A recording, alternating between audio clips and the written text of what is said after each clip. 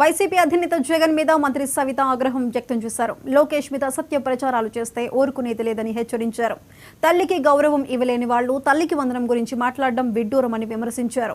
కూటమి ప్రభుత్వ పథకాలపై వైసీపీ తప్పుడు ప్రచారం చేస్తోందని మండిపడ్డారు.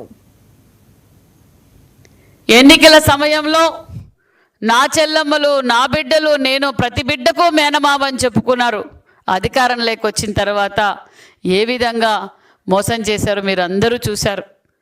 అమ్మఒడి కింద ఇంట్లో ఎంతమందికి ఉంటే అంతమందికి జగన్మోహన్ రెడ్డి గారు ఓ పక్క, భారతిరెడ్డి గారు ఓ పక్క, వైసీపీ పార్టీ వాళ్ళంతా ఎంతమందికి ఉంటే అంతమందికి అమ్మఒడి ఇస్తామని చెప్పి ఓటేయించుకొని కుర్చీలో కూర్చున్నాక మోసం చేశారన్న విషయం మీకు తెలియజేస్తున్నాం.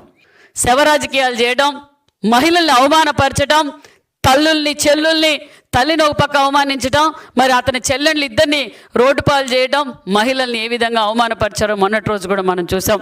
జగన్మోహన్ రెడ్డి గారు ప్రజలు మీకు బుద్ధి చెప్పారు. ఇంకా మీరు మారలేదంటే మళ్ళీ కూడా బుద్ధి చెప్పడానికి సిద్ధంగా ఉన్నారనే విషయం కూడా మీకు తెలియజేస్తున్నాం.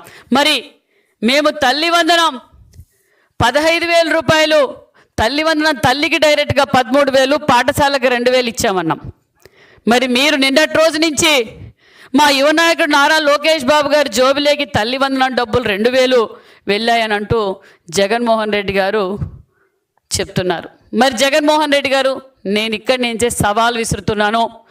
మీరు నిరూపిస్తే నా మంత్రి పదవికి, నా ఎమ్మెల్యే పదవికి కూడా నేను రాజీనామా చేయడానికి సిద్ధమే.